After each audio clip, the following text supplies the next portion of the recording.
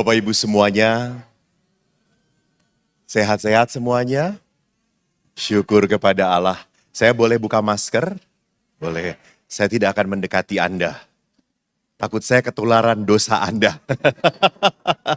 Sekarang itu yang paling bahaya bukan COVID, saudara-saudara, dosa. Terima kasih dokter atau psikolog Pamela. Saya mengikuti dan amat sangat sederhana. Dan saya melihat toh rupanya frekuensi itu ada, diikuti, ada pengaruh. Kalau orang sedang down, ngomongnya yang gak enak terus, penderitaan terus, ketemu orang ini saya ingin cepat bunuh diri, betul atau tidak? Benar. Saya waktu 25 tahun bekerja di rumah retret saudara-saudariku, konsultasi bisa sampai jam 1:30. Dan semua yang dilempar kepada imam itu sampah penderitaan. Bukan buah-buah sukacita. Moal ngomong amun sukacita mah. Moal pastur ditinggalkan coy. Maka bayangkan saya gantian ngomong semua numpuk penderitaan. Saya cuma, Tuhan biarlah piala ini berlalu daripadaku. Jadi saya sangat sadar mengapa banyak imam akhirnya terjebak di ruang konsultasi. Bener eta frekuensinya nyambung. Dia butuh dikasihani, pasturnya pun ingin mengasihani. Nyambung coy. Resepsi lah jadinya gitu ya. Benar gak Pam? Benar banget, benar. Gitu. Jadi itulah yang namanya frekuensi. Maka bagus tadi Pam mengatakan saya itu frekuensinya seperti apa? Saya itu adalah orang yang penuh antusiasme atau orang yang selalu membawa senang sekali ngomong tentang penderitaan. Oi hidup saya teh berat pisan gitu ya. Terus yang ngajawabnya kayak, urang leuwih berat doi sia. Udah, mereka tuh sebelum masuk neraka sudah sampai neraka coy. Saya bukan anti dengan orang yang sharing penderitaan, it's okay, itu harus. Maka istilahnya tadi adalah bagus bahwa gerbang untuk masuk frekuensi 200, 2000. 200, saya sok ditepikan kan itu kok 2000-nya di 200, 2000 gitu. Tapi biasa naik angkot. Frekuensi gerbangnya adalah apa? Jangan menjawab. Hah?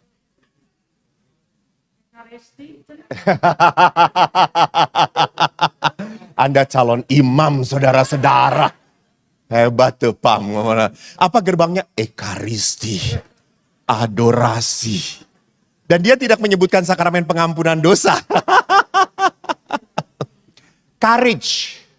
Gerbangnya adalah courage. Courage itu apa?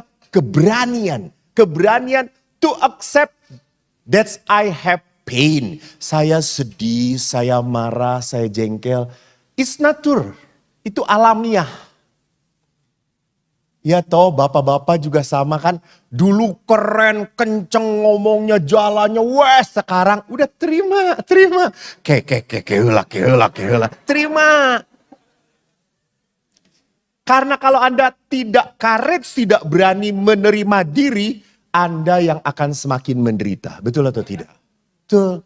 Maka ibu-ibu ingat bahwa wajah Anda makin lama makin tertarik gravitasi, normal. Garis tiditu, nah naon. Ulah ditarik, ulah. Kalau ditarik pas keluar aslina, lebih ngamreh gitu. Anda lebih menakutkan gitu, Biarkan natural. Gitu. Berani menerima. Maaf, saya sering kali kalau melihat pengantin gitu ya. pengantin wanita dan ibunya teh bersaing. Asa hayang lebih gelis daripada anakna atau mantuna, jang naon gitu ya. Jadi courage itu keberanian yang akhirnya membuat saya hidup di dalam realitas. Menurut saya kayak gitu. Jadi bukan hidup di dalam impian. Maka Bu, suami istri toh kelihatan. Duduknya sorangan-sorangan. Sudah berapa tahun perkawinan? Komode 27. Sudah tidak terasa apapun.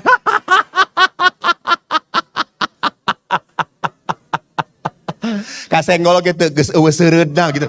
Tidak ada. Jadi courage itu keberanian untuk menerima apa? Memang pasangan saya itu unik. Tidak ada. Wah, itu. Tidak ada duanya. Maka ojo dibanding-banding ke.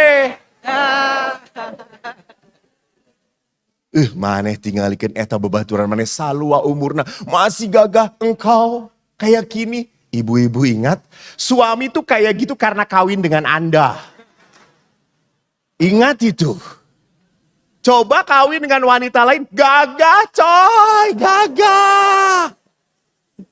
Jadi Anda harus, papa teh kos kieu karena saya ya. Gitu. Maka thank you Ibu Pamela, saya melihat gerbang yang diberikan untuk masuk ke dalam sesi yang akan saya hantar. Bagaimana kemanusiaan, bagaimana mental health itu harus dilihat dalam prospek penciptaan. Baik, bagaimana manusia di mata Tuhan. Supaya kita tahu bahwa di dalam kisah penciptaan, Allah itu punya apa? Maksud tertentu. Dan ditulislah oleh para penulis kitab suci dengan inspirasi Allah. Kita lihat di dalam kitab Kejadian, berfirmanlah Allah. Baiklah kita menjadikan manusia menurut gambar dan rupa kita. Supaya mereka berkuasa atas ikan-ikan di laut, burung-burung di udara dan atas ternak dan atas seluruh bumi. Dan atas segala binatang melata yang merayap di bumi. Maka Allah menciptakan manusia itu menurut gambarnya. Menurut gambar Allah diciptakannya dia laki-laki dan perempuan. Diciptakannya mereka. Allah memberkati mereka. Lalu Allah berfirman kepada mereka. Beranak cuculah dan bertambah banyak. Penuhi bumi dan taklukan itu. Berkuasalah atas ikan-ikan di laut dan burung di udara. Atas segala binatang yang merayap di bumi. Berfirmanlah Allah, lihat, aku memberikan kepadamu segala tumbuh-tumbuhan yang berbiji di seluruh bumi. Segala pohon-pohonan yang berbuahnya berbiji, itu akan menjadi makanan.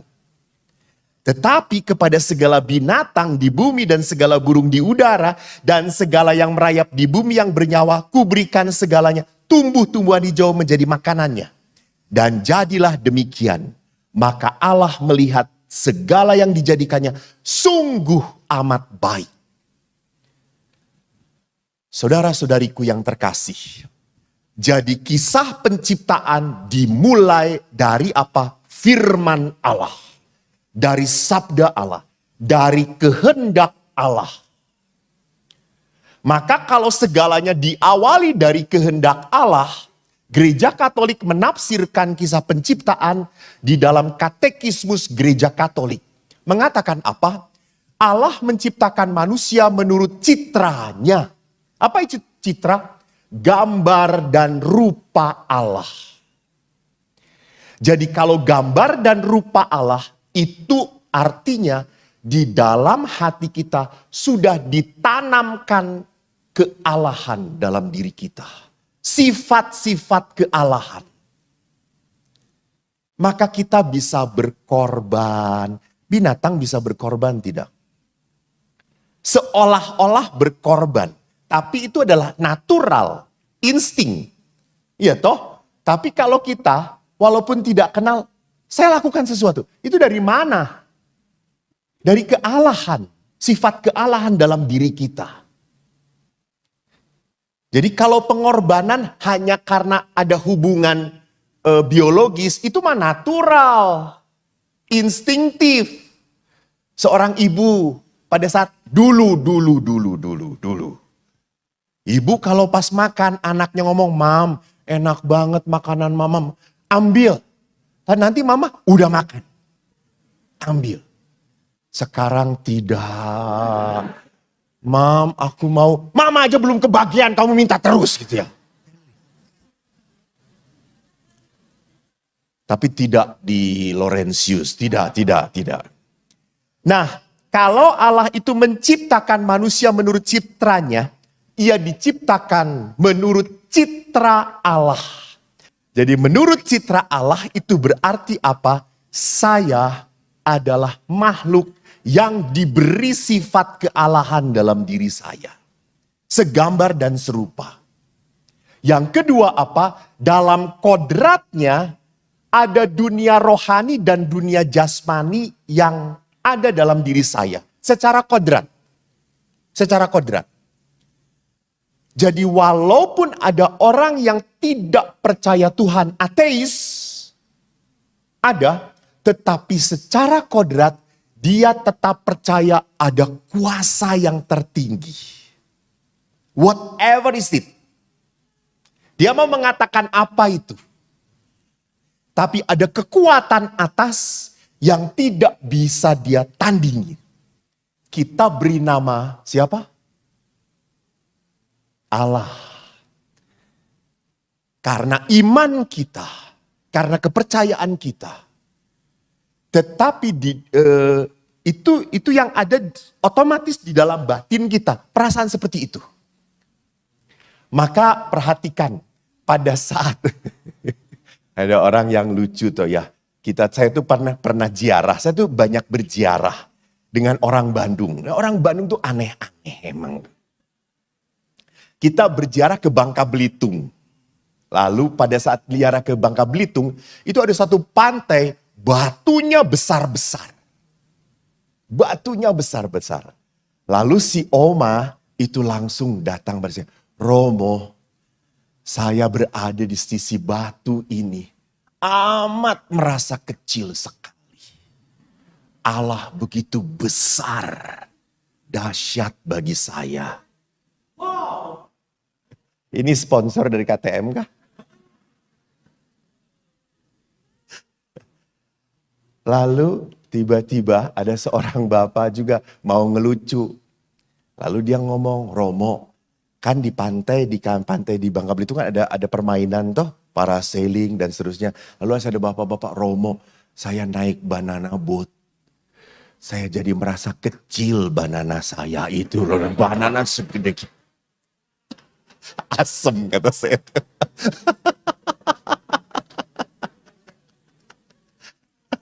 Jadi lihat bagaimana pada saat kita bertemu alam, ada beberapa ibu-ibu, apaan sih? Nggak tahu suci, nggak tahu bodoh gitu ya.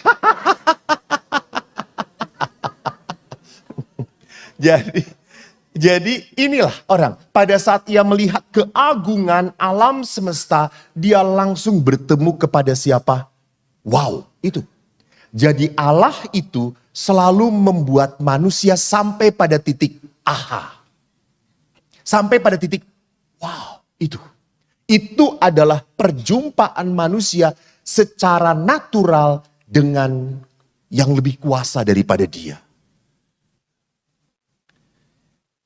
Pada saat pulangnya dari Bangka Belitung, kita naik pesawat saat itu yang masih populer pesawat Sriwijaya Air. Kemudian orang-orang Bandung ini ngomong, kan Sriwijaya langsung, dari situ langsung ke Bandung. "Romo, di Bandung hujan deras, besar banget. Banyak pesawat yang tidak jadi mendarat diputerin. Dan di situ pun sedang hujan deras. Dan semua ibu-ibu, kumaha ye, gitu ya. Anda bayangkan 40 ibu-ibu ngomong kabeh, ngapasturna nu sorangan gitu. Saya saya kumaha ye gitu sarua toh. Tetapi apa? Saya tadi mengatakan benar, saya tidak mau diracuni oleh frekuensi kayak gini. Loh benar-benar, saya harus berani. Tanya kepada psikolog, nanti juga Anda boleh tanya. Kita harus bisa mengambil jarak. Harus mengambil jarak. Saya akhirnya mundur, saya diam. Saya diam. Karena saya melihat memang runway-nya pada saat itu gelap banget. Edan gitu kata saya. Ini gelap sekali. Dan di Bandung ada berita tidak dimungkinkan untuk mendarat pesawat. Saya diam, lalu saya berkata, Tuhan, ini perjalanan ziarah. Saya lebih percaya padamu. Kalau engkau tidak menghendaki, biarkanlah sekarang pun kita tidak bisa jalan. Jangan sampai kami menghadapi hal yang tidak bisa kami hadapi. Lalu saya diam, saya berdoa. Pas waktu itu saya lupa lagi tepatnya jam berapa. 30 menit sebelum pesawat itu terbang. Tiba-tiba kabut, awan sedikit demi sedikit pergi. Dan dikatakan silakan Sriwijaya Air yang menuju Bandung, kita akan persiapan untuk take off. Silakan Anda boarding, masuk. Dan Anda tahu, mendarat tepat di Bandung, di jalan pun tidak ada goyangan, masuk mendarat dengan selamat. Maka saya mau mengatakan hiduplah dengan frekuensi tinggi, hiduplah dengan imanmu. Bukan dengan apa yang kau lihat. Karena di dunia ini hidup bukan milikmu. Ada kekuatan yang bisa tiba-tiba turun tangan padamu. Bahkan yang impossible pun menjadi very, very possible because of God. Saya senang sekali waktu memimpin perayaan Ekaristi Dr. Wit 50 tahun perkawinan ya dok ya. Betapa Dr. Wit melihat juga bahwa ada kuasa Allah yang terjadi untuk kesembuhan suaminya. Secara dokter, secara medis, impossible. But if God want, whatever can make it. Dari mana itu? Kalau orang punya frekuensinya rendah tadi, punya merasa bersalah, tidak mungkin. Ini nggak bisa lah, udahlah. Maka hidup kita hanya akhirnya apa? Hidup tanpa harapan. Ingat 3 keutamaan Kristiani, apa saja nak?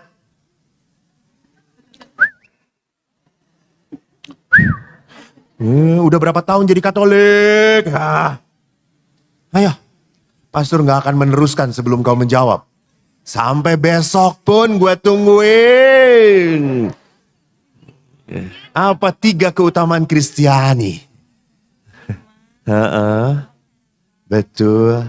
Haleluya, puji Tuhan, saudara-saudara, tepuk tangan. Iman, kasih, dan pengharapan. Jadi dasar dari segala sesuatu adalah apa? Iman. Jadi iman itu dari apa yang tidak kita lihat. Next. Yang ketiga, manusia diciptakan sebagai laki-laki dan perempuan. Bagus. Bahwa Allah tidak menciptakan kesamaan. Tetapi Allah menciptakan apa? Kesetaraan. Kesetaraan. Maka laki-laki dan perempuan itu beda. Tidak pernah bisa Anda menemukan kecocokan yang sampai kapanpun cocok dengan pasangan Anda. Nggak.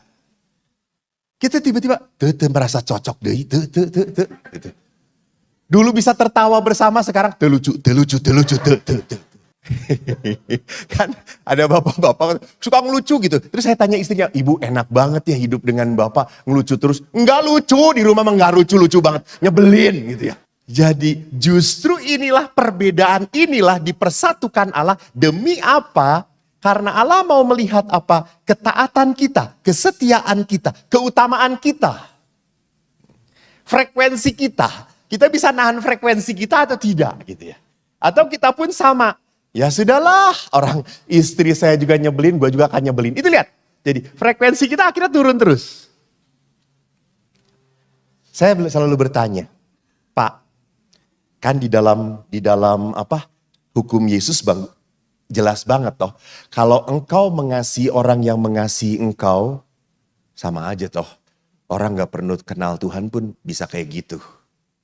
Tetapi kalau engkau mengasihi orang yang menyakiti engkau, itulah muridku. Nah, sekarang saya tanya, kalau suami istri konflik,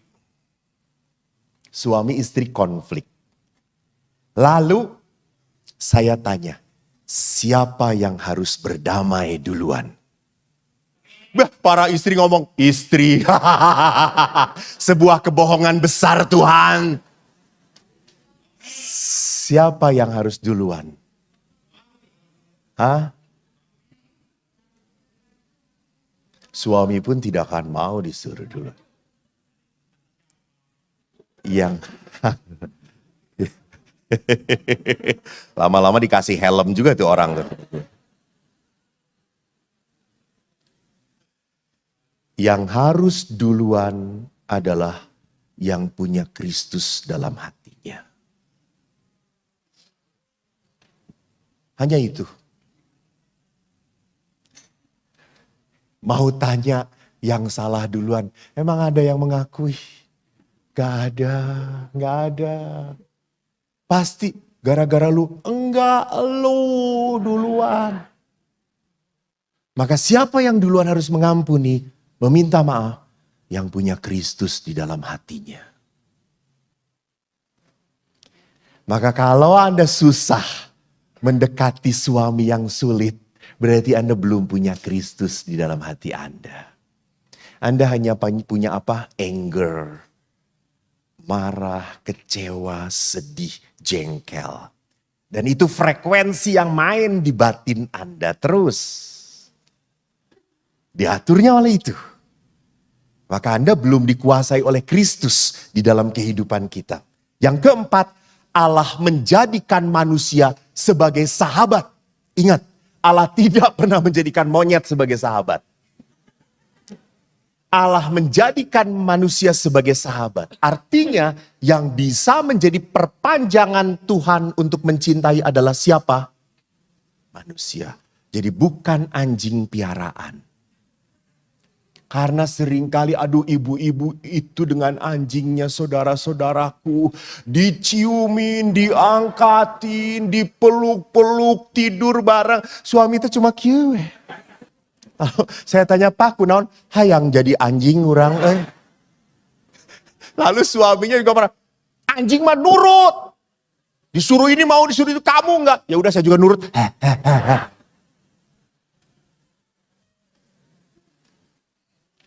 Jadi saudaraku ingat di dalam kisah penciptaan tidak pernah pet.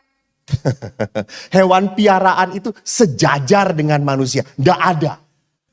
Katekismus Gereja Katolik artikel 356 mengatakan dari segala ciptaan yang kelihatan. Nah ini tadi. Hanya manusia yang mampu mengenal dan mencintai penciptanya. Hanya manusia. Jadi jangan pernah ngomong kepada saya, Romo, ih anjing ini pinter Romo. Kalau lonceng Angelus dia langsung, dia juga ikut Angelus Romo. Ah kampret lu, ikut Angelus gitu. Tuh lihat, dia. Tidak ada binatang yang mampu berdoa.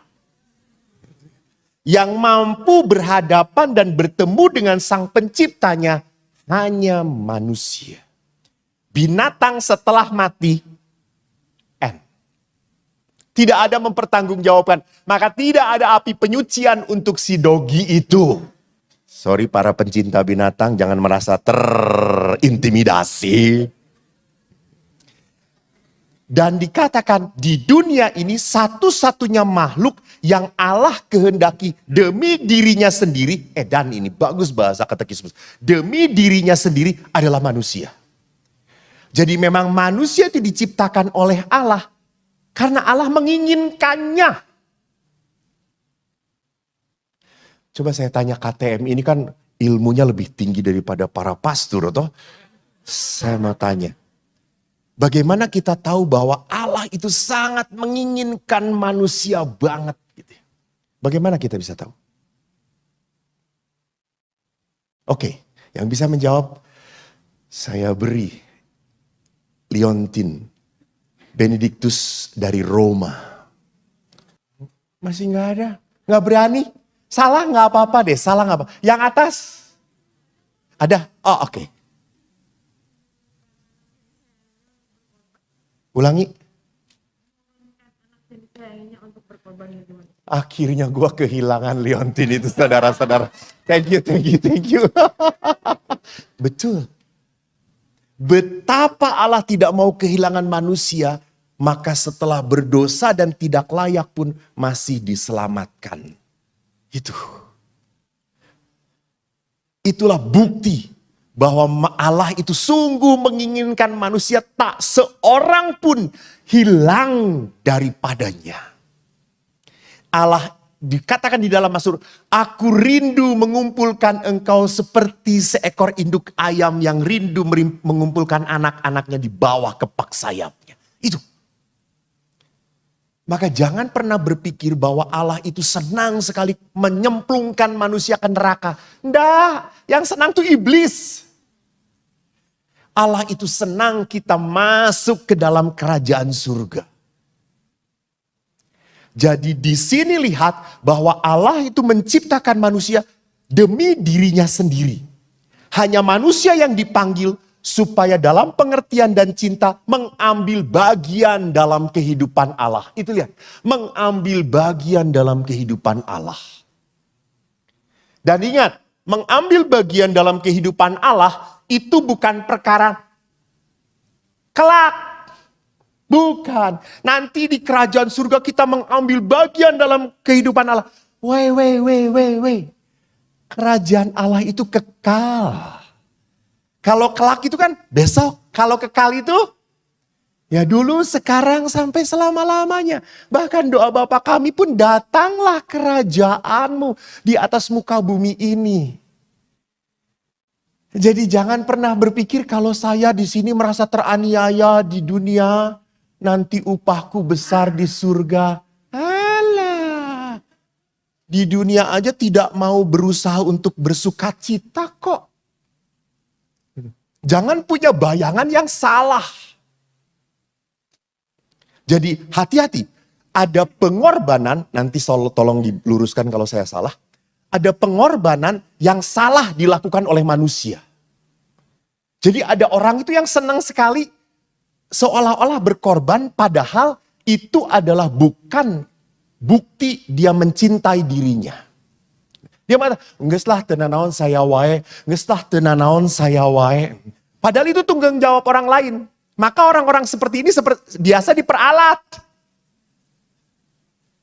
Apakah dia sacrificing? Apakah dia orang suci? No. Jangan dia adalah orang yang tidak mencintai dirinya sendiri. Nanti mungkin Pamela bisa ngambil dari sisi psikologinya ya, dilihat dari situnya. Kalau salah pun katakan salah. Amplop saya kasihin ke kamu.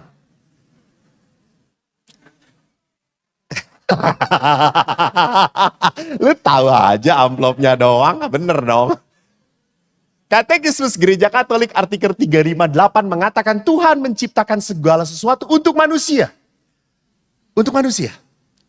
Tetapi jangan pernah lupa manusia sendiri hidup untuk siapa? Memuliakan Allah. Jadi kalau kita sudah disenangkan oleh Tuhan, don't forget to praise and to serve God. Gak bisa hidup kita tuh hanya, udah bahagia Tuhan, thank you. No.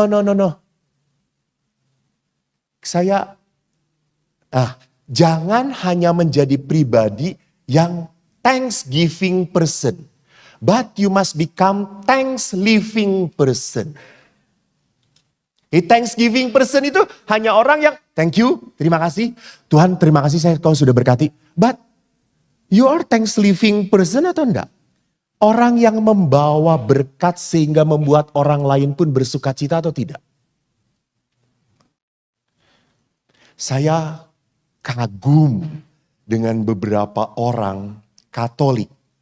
Walaupun tidak ada perpuluhan, kalau sudah gajian kan ada bonus di kantor. Beberapa orang ngomong pada saya, Romo saya dapat bonus, saya tidak pakai. Saya akan kasih ke gereja, ke panti asuhan, ke tempat yang lebih membutuhkan saya. Tolong Romo carikan, saya akan berikan. You see, kita tahu bahwa harta tidak dibawa sampai mati, atau tidak? Tahu banget, tapi tetap aja kita mencintai harta kita. Kita harus belajar to be thanks living person. Karena tadi kita diciptakan untuk melayani Allah. Dan ingat, melayani Allah itu tidak susah. Dikala aku haus, kau memberi aku minum. Dikala aku lapar, kau beri aku makan. Dikala aku di penjara, kau kunjungi aku. Kala aku kedinginan, kau beri. Barang siapa yang melakukan itu semua pada orang-orang kecil, engkau lakukan pada aku. You see? Gampang sebetulnya. You just open your eyes. Jangan cari dulu di luar rumah, cari dulu di dalam rumah. Jangan-jangan orang yang tidak diperhatikan di rumah kita adalah anak-anak kita sendiri atau suami kita.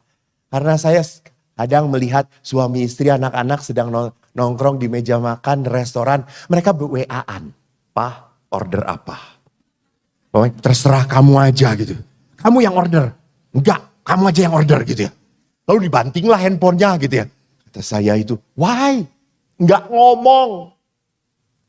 Terus ibunya pun sama di rumah cari. Cici di mana? Ma, aku di kamar gitu ya. Kenapa sih orang sudah terlalu diperbudak oleh teknologi sehingga semuanya harus pakai WhatsApp? No. You come to the room of your son or daughter. You knock. Hey, mama cari. Sedang ngapain? Ada apa? Mama rindu banget. Udah lama gak ketemu. You see? Anak-anak tuh ingin dimanusiakan. Bukan cuma diciptakan. Bukan cuma dihadirkan. Nah, itulah melayani Allah.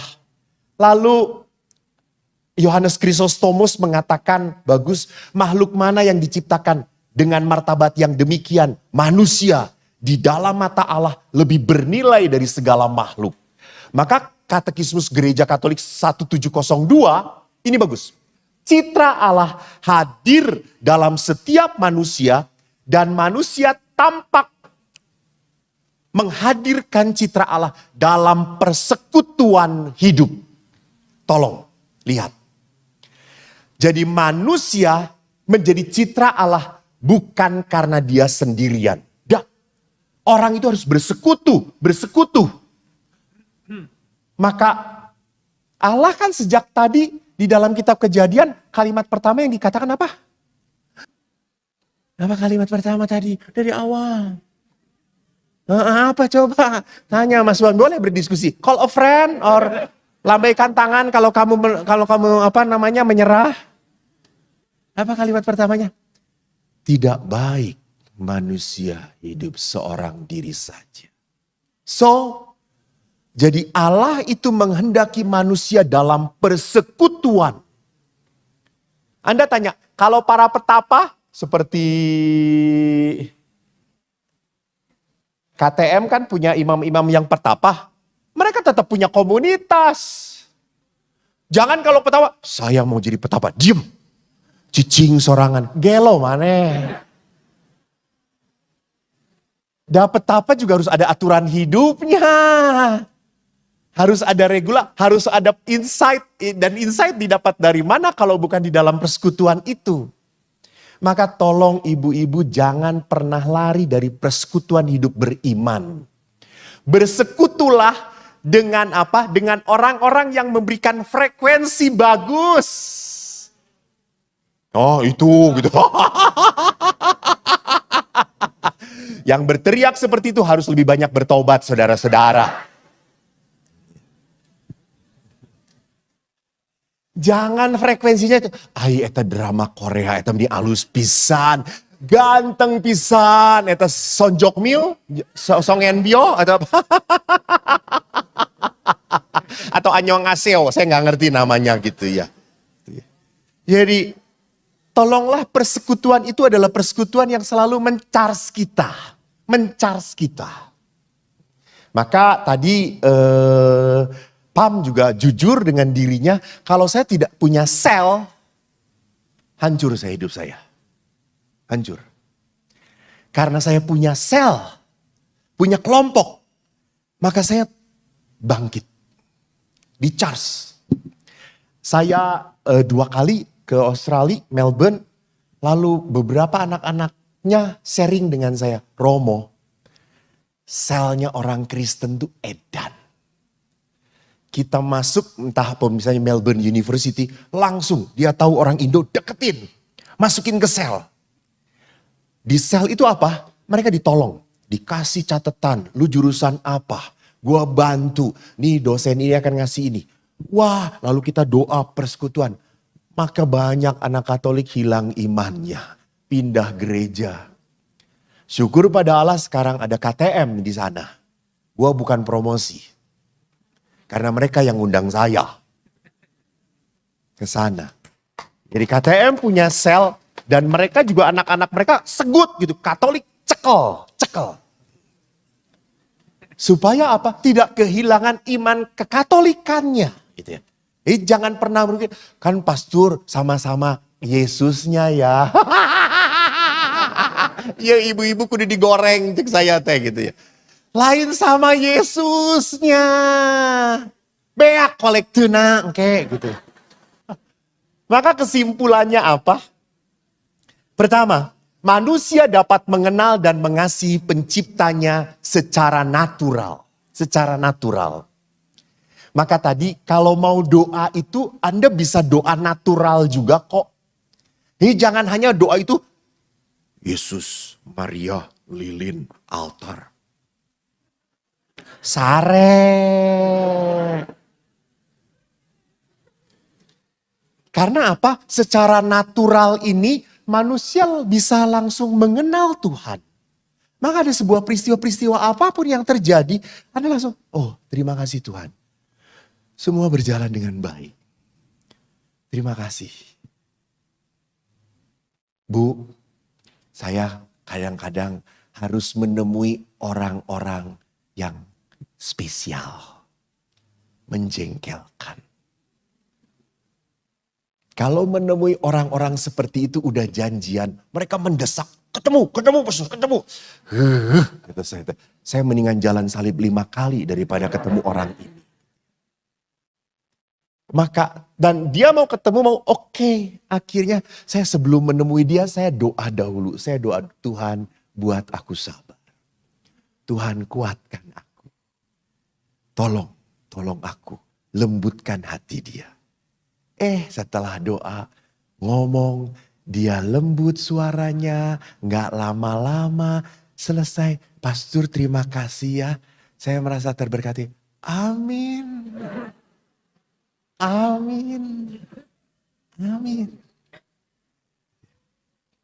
Jadi doa itu jangan dilihat semata-mata hanya saya datang, harus.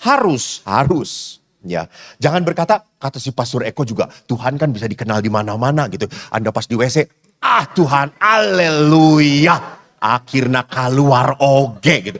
Ya kurang ajar teuing atau Anda mah menafsirkannya eta mah gitu ya. Jadi bagaimanapun batin saya harus didisiplinkan dengan doa. Jadi orang itu harus disiplin dulu dengan doa yang ritual. Harus. Doa pribadi. Didisiplinkan. Nah lalu saya harus mengembangkan kepekaan saya, sensibilitas saya untuk menangkap tanda-tanda kehadiran Tuhan. Dalam peristiwa apapun.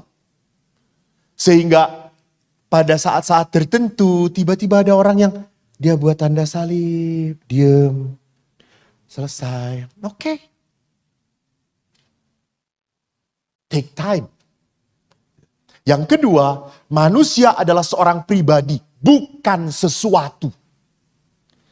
Jadi kalau pribadi, ingat Allah itu tidak punya rancangan indah pada Anda. Tidak ada. Allah tidak pernah melupakan Anda. Allah tidak pernah salah menciptakan Anda. Dulu kan saya waktu kecil, saya selalu kecewa karena saya dilahirkan sebagai ingnijen. Hidung deuinya gitu ya. Sampai saya kan ngomong kepada ibu-ibu, kok aku hitam-hitam banget dibanding adik-adikku gitu kata saya. Ya kamu waktu dijemur ibu lupa kesiangan. Dan saya selalu minder kalau dipotret kok aku yang paling hitam sendiri ya. Gitu. Jadi orang-orang tuh lightingnya kurang.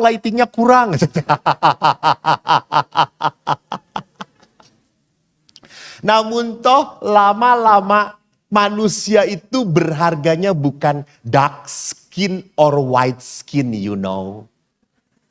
Tapi karena frekuensi. Saya walaupun hidung, ibu-ibu banyak yang minta foto dengan saya.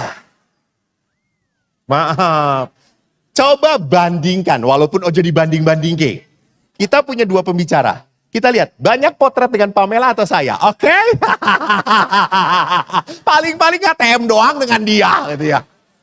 Walaupun kalau potret dengan ibu-ibu, saudara-saudariku, saya harus banyak bersabar. Karena ibu tuh lihat, jelek. Ulangi lagi.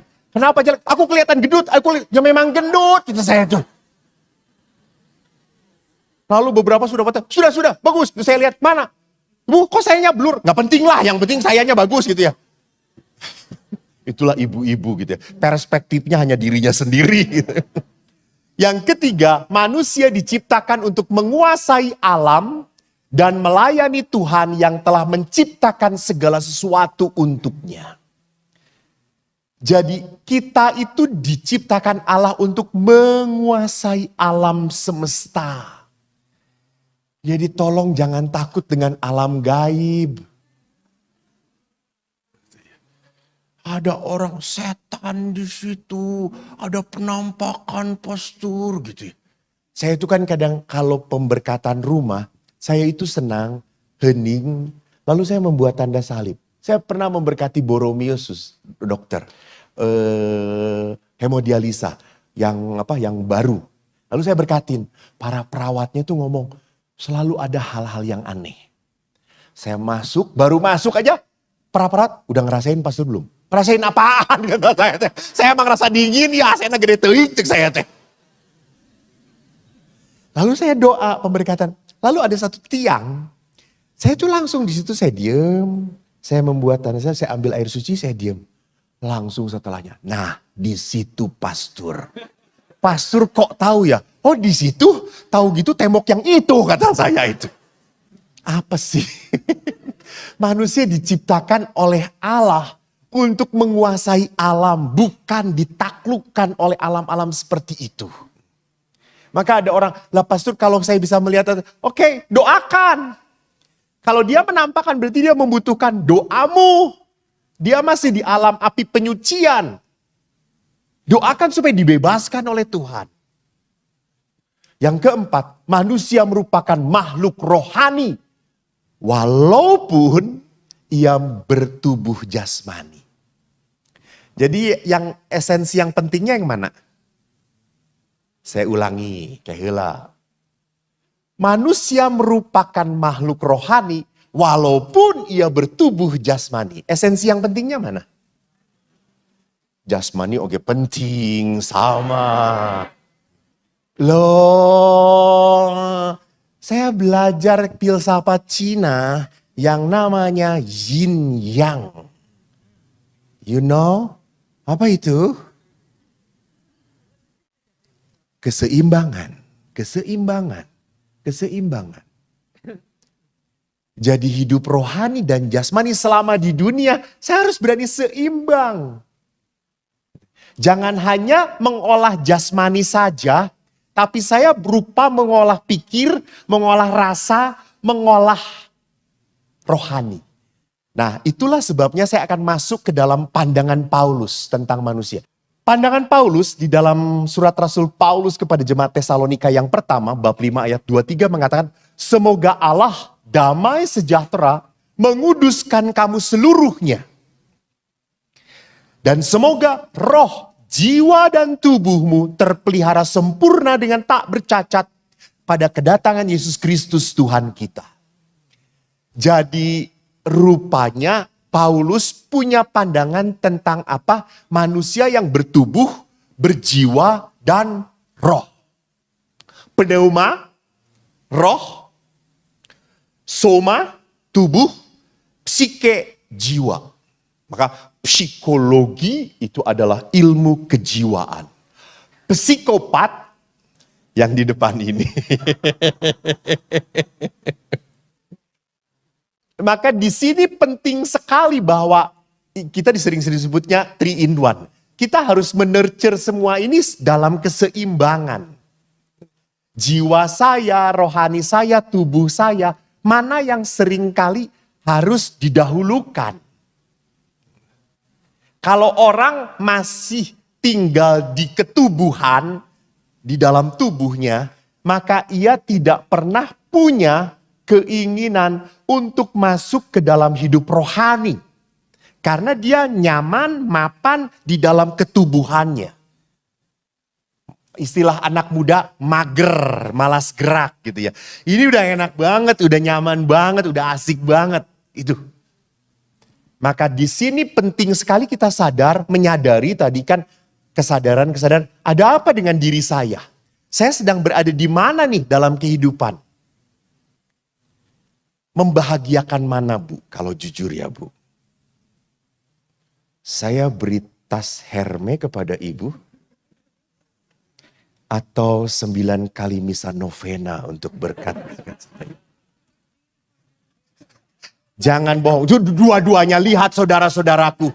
Ini yang membuat pusing para suami saudara-saudaraku gitu ya. Pinter mereka. Herme atau 9 novena. Dua-duanya dong gitu ya. Jadi lihat bahwa kita itu punya kedagingan. Betul harus ada dan ada memang dalam diri kita. Tetapi kita juga harus punya hidup rohani yang membuat hidup kita maju, berkembang. Maka di dalam istilahnya Paulus, dikatakan manusia duniawi tidak menerima apa yang berasal dari roh Allah. Karena hal itu baginya adalah suatu kebodohan. Dan ia tidak dapat memahaminya. Sebab hal itu hanya dapat dinilai secara rohani. Jadi memang hal duniawi itu seringkali tidak masuk akal. Kenapa sih? Gitu. Bodoh-bodoh banget sih. Kalau kerboga untung mah sikat wae. Cuan mah moal datang terus-terusan. Aya bebeskeun. Aya tilep. Loba beakeun. Itu lihat. Itu kan istilah duniawi banget toh. Saya pernah cerita. Saya coba lihat reaksi Anda ya.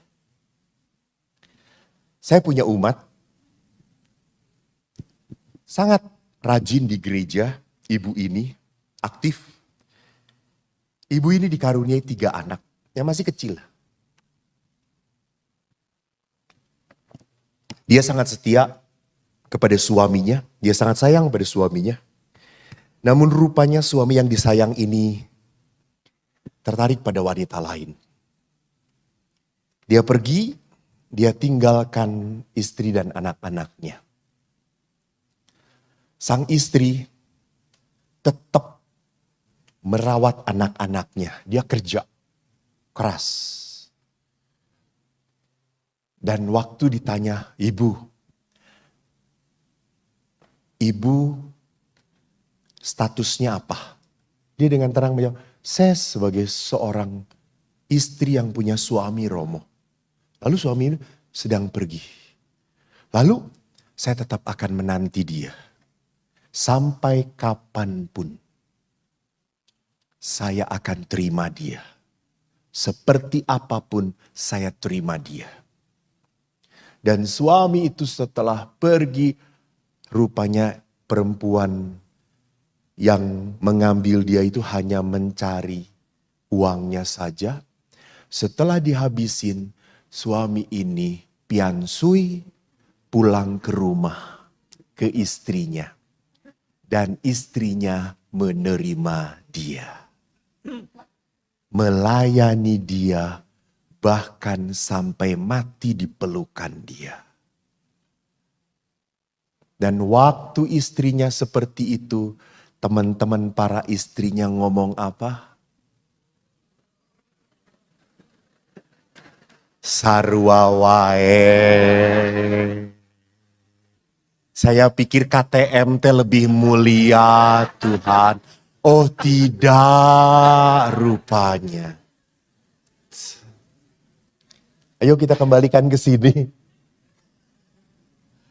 Apa yang di mata dunia bodoh dimuliakan oleh Allah.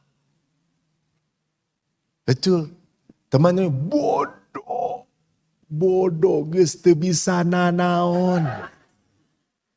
Sudah tidak dapat hasil apa-apa.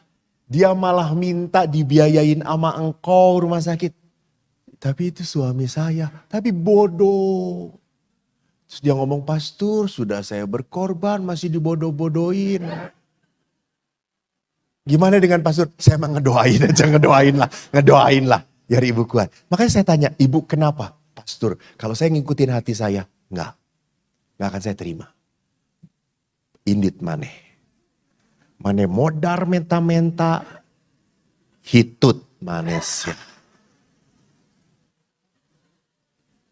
Nah, dia menerima lalu saya tanya kenapa Bu? Romo saya sudah janji di depan Tuhan. Saya berjanji dalam untung dan malang sehat dan sakit. Dia suami saya. Ibu kok kuat sih Bu? Apa dia katakan? Pastor, saya berdoa. Saya dapat frekuensi dari Tuhan. Jadi benar sekali tadi dikatakan ekaristi, adorasi, devosi itu adalah apa? Mengambil frekuensinya Tuhan. Ingat loh, Tuhan itu frekuensinya berapa? You don't know. Nah, apa disebutnya teh? Dia tak terhingga frekuensinya. Maka Anda pernah membaca kitab Perjanjian Lama, waktu Musa turun dari Gunung Sinai. Bagaimana umat melihat Musa? Anda datang gak waktu itu? Itu kan Gunung Sinai dekat Flores sana. Bagaimana mereka melihat wajah Musa? Bersinar-sinar. Karena Musa dekat dengan Tuhan, maka bersinar-sinar. Itu frekuensi itu.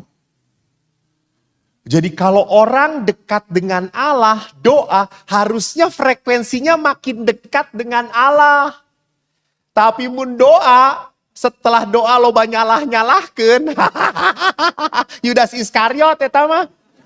Jadi ingat loh, doa itu ada doa yang salah, ada. Yakobus berkata di surat Yakobus, manusia duniawi, psychikoi atau sarkikoi, sark itu daging, disebutnya sebagai material man, manusia kedagingan. Sedangkan pneumatikoi, manusia rohani, disebut sebagai spiritual man. Itu oleh Paulus disebutkan begini, dalam surat Rasul Paulus kepada jemaat di Galatia. Maksudku ialah hiduplah oleh roh. Maka kamu tidak akan menuruti keinginan daging. Sebab keinginan daging berlawanan dengan keinginan roh, dan keinginan roh berlawanan dengan keinginan daging. Karena keduanya bertentangan, sehingga kamu setiap kali tidak melakukan apa yang kau kehendaki. Nah, itu lihat. Kalau keinginan kita mau kan hebat-hebat. Pada saat mau dilakukan, ketemu malesnya, ketemu susahnya. Betul atau tidak? Ya. Aduh, saya kemarin ibu-ibu sama Sarkikoi. Saya itu kan bulan Oktober itu bulan apa? Rosario. Hai, Katolik Laurentius mah tegenah. Bulan Maria itu Mei. Bulan Oktober itu Rosario. Bulan Rosario. Oh kok baru oh.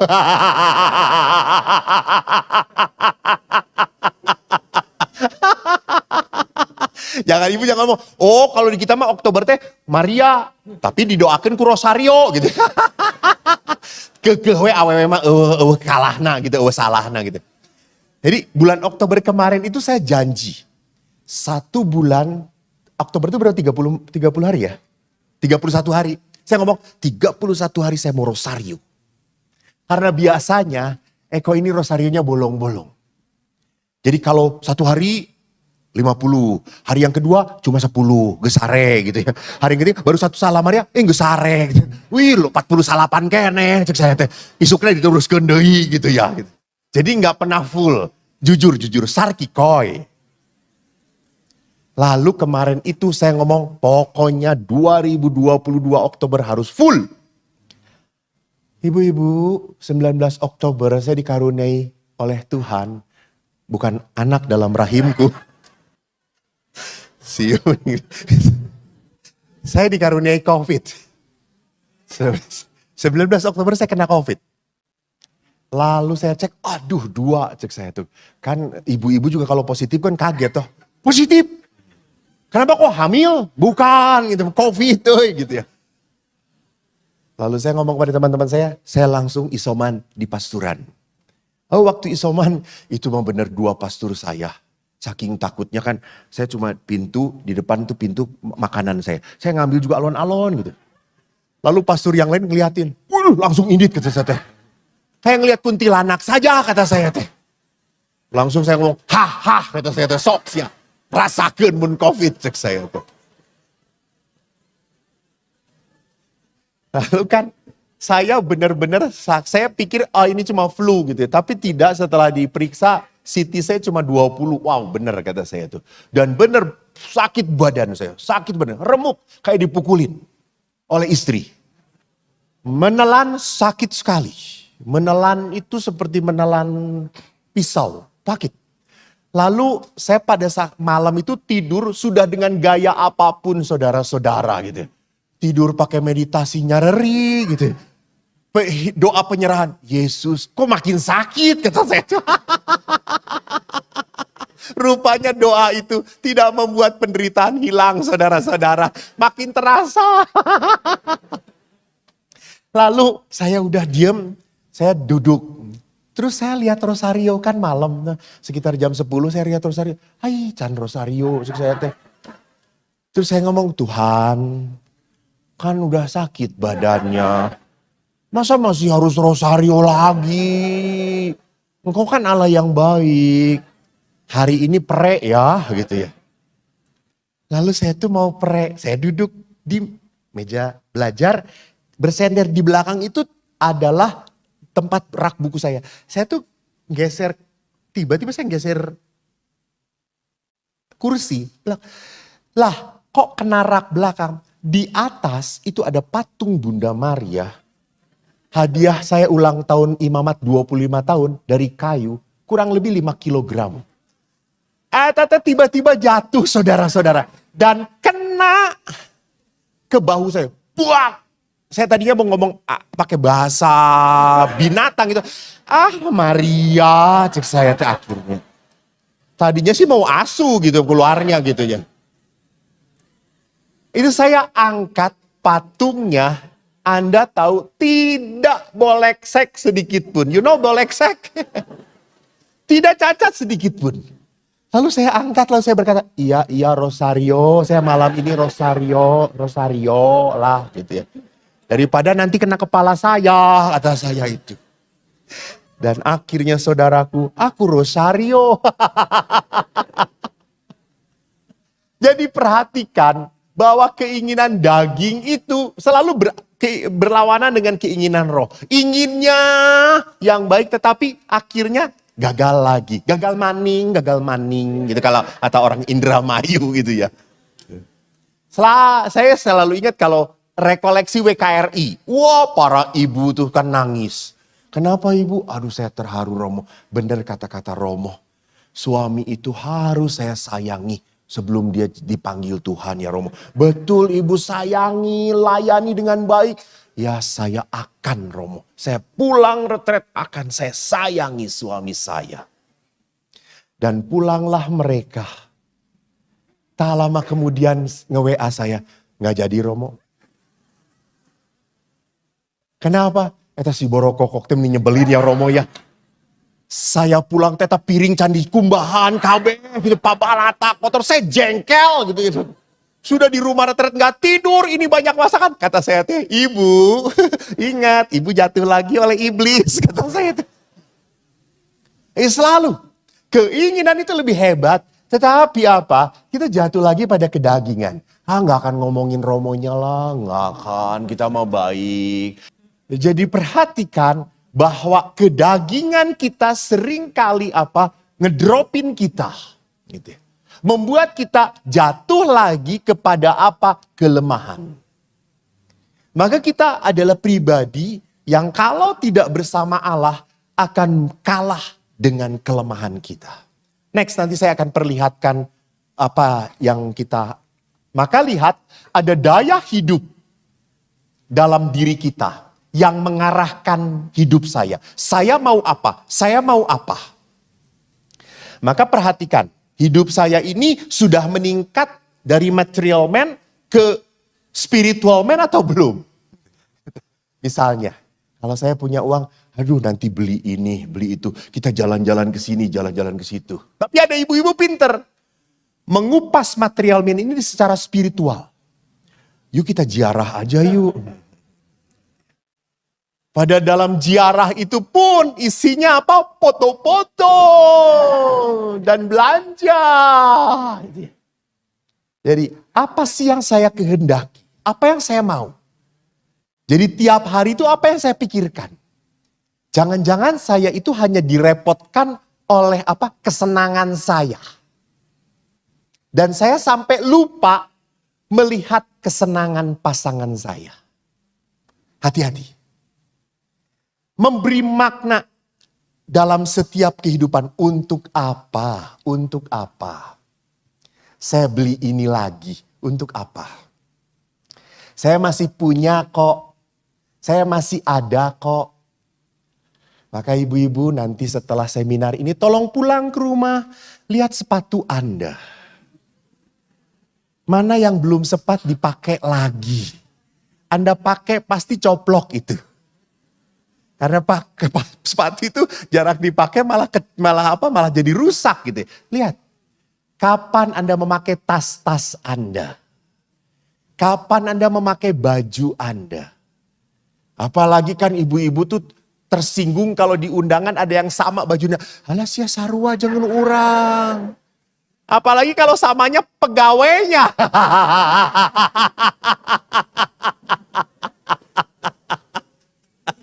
Tersinggung, Pak balik gitu. Yang lainnya adalah apa yang memberi apa yang memberikan kekuatan, dorongan supaya saya mampu mencapai kemauan itu. Ada nggak yang mendorong saya? Jadi yang mendorong saya itu karena keinginan untuk sampai kepada kepuasan, kenikmatan, kesenangan, atau love, peace, and joy. Jadi bukan di frekuensi yang asik, seneng, enak. Itu kan frekuensinya masih di bawah. Tapi kalau sudah joy, love, peace, berarti dorongan itu adalah dorongan yang memang saya sudah sampai pada hidup yang ke arah kedamaian, persekutuan. Maka manusia itu punya gaya gravitasi yang membuat manusia terperangkap. Ini sebetulnya tadi dibicarakan. Ada perangkap yang membuat manusia bisa menjadi pribadi yang menjauh dari Allah. Apa itu? Kelemahan manusiawi, dosa, trauma. Trauma yang tidak diolah akhirnya akan menjadi seperti radio butut yang disebutnya yang pengulangan-pengulangan kayak gitu ya. Repetition. Jadi kita itu akhirnya bertindaknya repetisi, tidak pilihan. Saya ngelihat ketemu dia karena pernah disakitin, udah hanya bisanya menghindari. Nah itu tuh orang trauma, orang terluka, menghindari. Karena apa? Kalau deket dengan dia saya suka disakiti, maka saya menghindari. Tapi pada saat orang sampai pada keberanian untuk akseptansi, menerima, saya disakiti oleh dia, tapi saya ingin terlepas dari rasa sakit, saya justru datangi dia dan berkata, halo, apa kabar? Tuhan memberkatimu. Jadi saya melawan. Maka di dalam istilah bahasa rohani, orang harus belajar ajere kontra. Ajere kontra itu melakukan yang sebaliknya. Kalau saya maunya menghindari, malah saya datangin, saya sapa. Saya inginnya marah-marah pada dia, mencaci maki dia, justru saya sapa dan saya beri perhatian dia. Saya nggak mau melayani dia karena dia nyebelin, justru sebaliknya saya datangin, saya layani. Itu ajere kontra. Itu untuk apa? Gravitasi yang melawan. Supaya saya tidak kalah oleh kelemahan manusiawi. Penderitaan. Karena penderitaan kalau berkepanjangan pun akhirnya membuat orang menyalahkan Tuhan.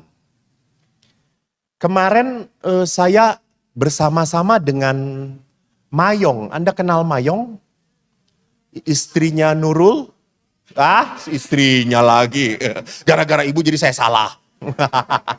Suaminya Nurul Muslim, Ngayong Katolik. Anaknya meninggal secara mendadak. Malam hari jam 11, Mayong masih melihat dia di meja makan, sedang sibuk kerja. Dia ngajak, yuk tidur. Ngapa, aku masih banyak pekerjaan. Paginya ditemukan sudah meninggal dunia. Dia menangis, grieving berlama-lama. Dia mengatakan, susah banget saya lepas dari sakit ini.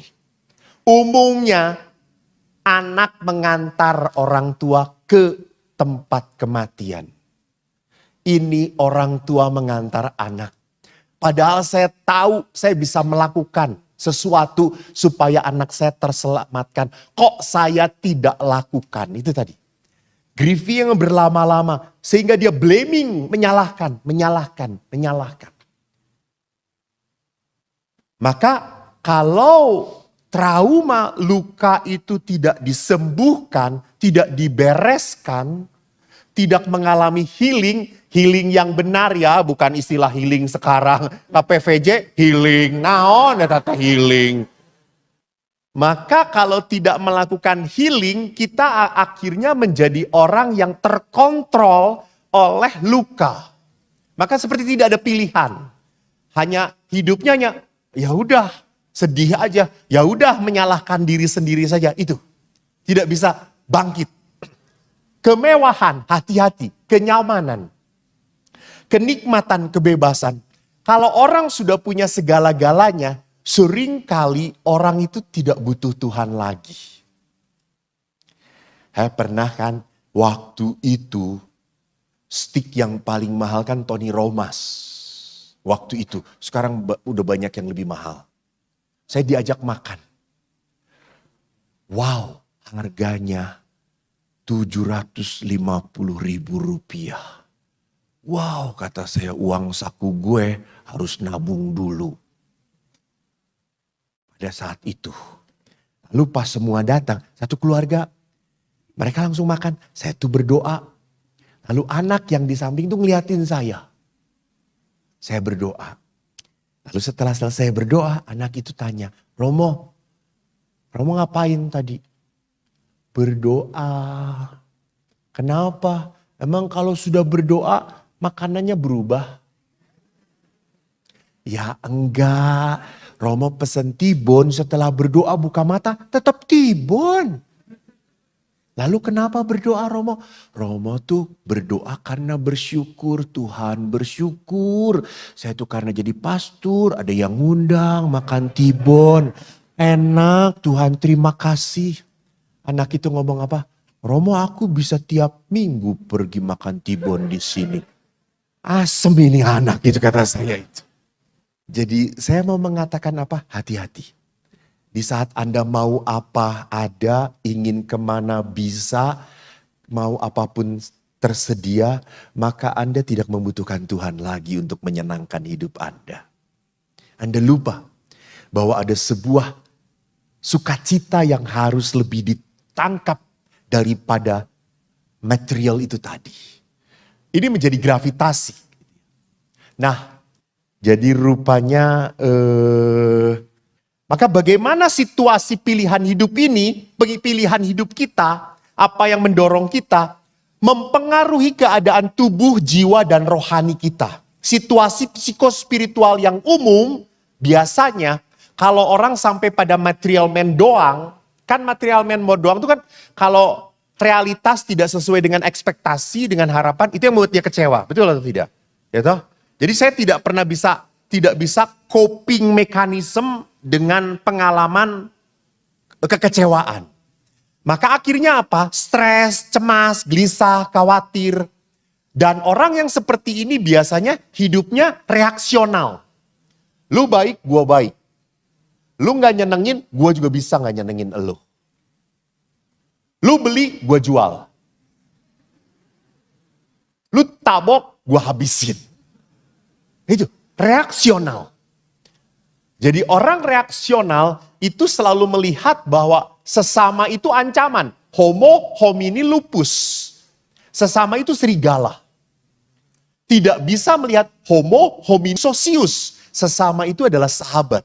Sesama itu adalah orang yang mengasihi saya dan bisa saya kasihi. Dan manusia yang akhirnya yang hidup di dalam di dalam level yang tadi dikatakan frekuensi rendah, mudah menyalahkan, tidak bertanggung jawab atas kehidupan dan tidak puas. Maka tadi, blaming tadi. Ini situasi yang terjadi. Maka Paulus berkata apa? Biarlah rohmu menyala-nyala dan layanilah Tuhan. Jadi Paulus mengatakan bahwa manusia harus disengat oleh apa? Oleh roh Allah. Nah, bagaimana manusia rohani itu? Ada 4 hal. Terakhir. Orang yang hidupnya disengat oleh roh Allah. Anda tahu peristiwanya para rasul menjadi hebat diawali oleh peristiwa apa? Pentakosta. Turunnya Roh Kudus. Jadi yang membuat semua itu possible adalah apa? Roh Allah. Roh Allah yang memungkinkan segala-galanya.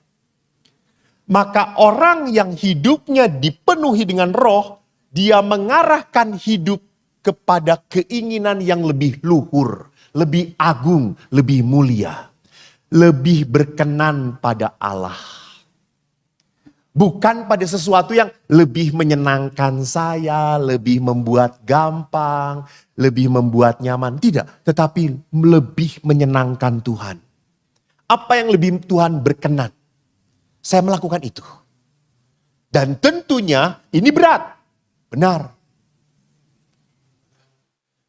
Jadi jangan pernah berpikir untuk menjadi pengikut Kristus itu ece-ece gampang. Enggak, Allah menuntut lebih. Sikap mayor, bukan sikap biasa-biasa saja, average. No. Allah tidak mau kita menjadi manusia yang average. Enggak.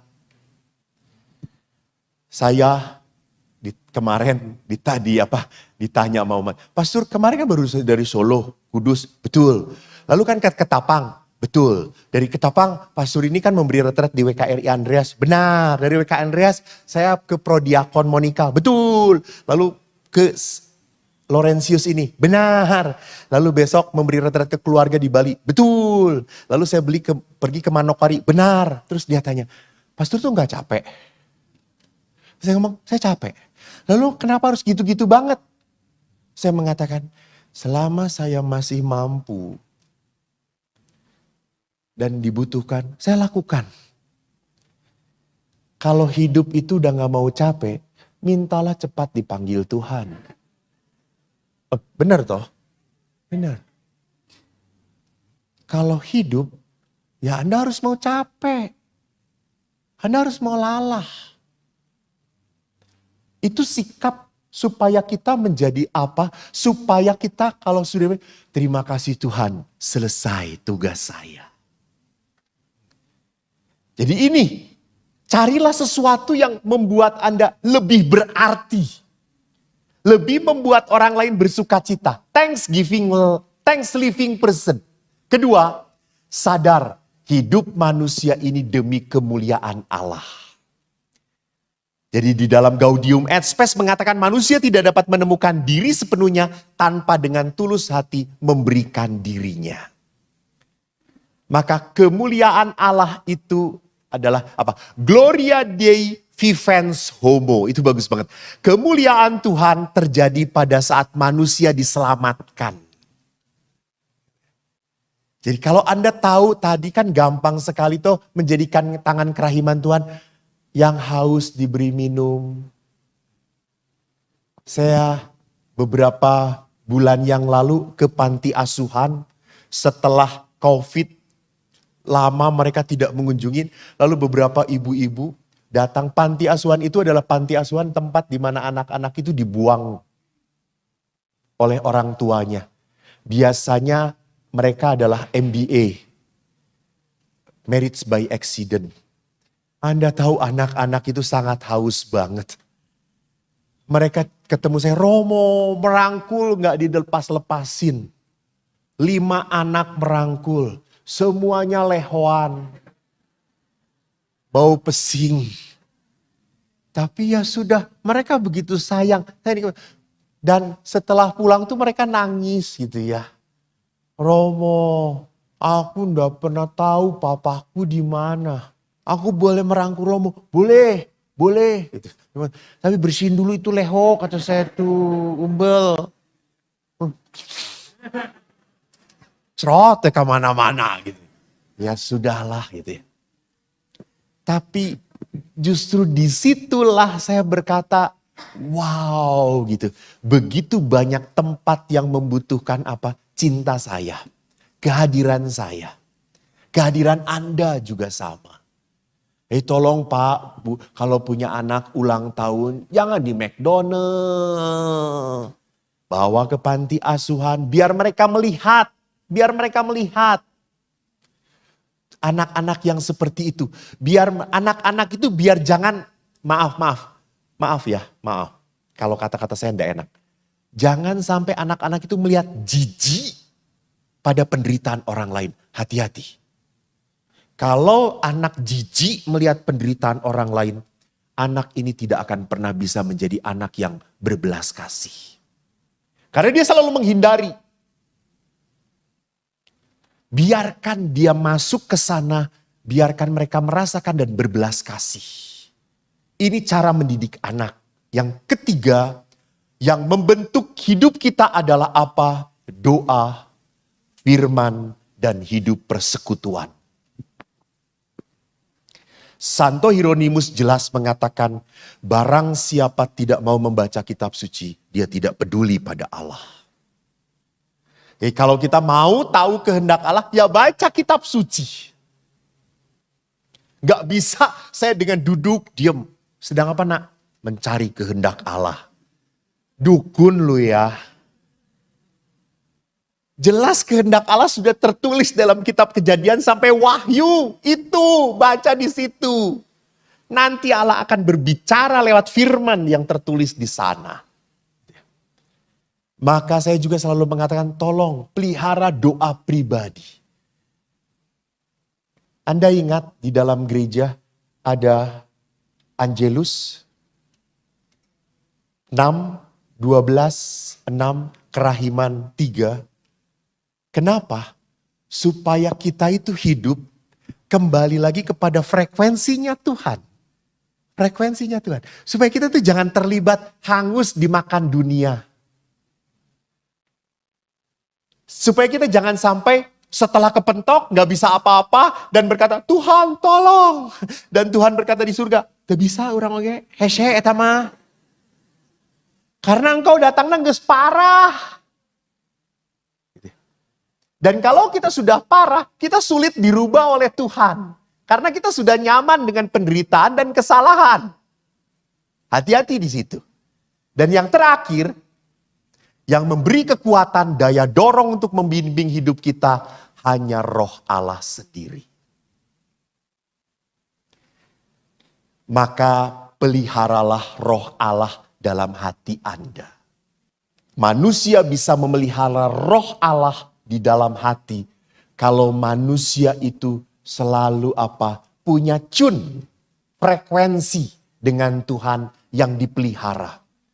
Maka Allah itu kita harus hadapi bukan sebagai kewajiban, tetapi setiap saat saya bertemu Allah demi sebuah intimitas. Dan saya yakin orang yang intim dengan Allah hidupnya penuh damai, sukacita, dan selalu membawa berkat. Terima kasih, Tuhan memberkati.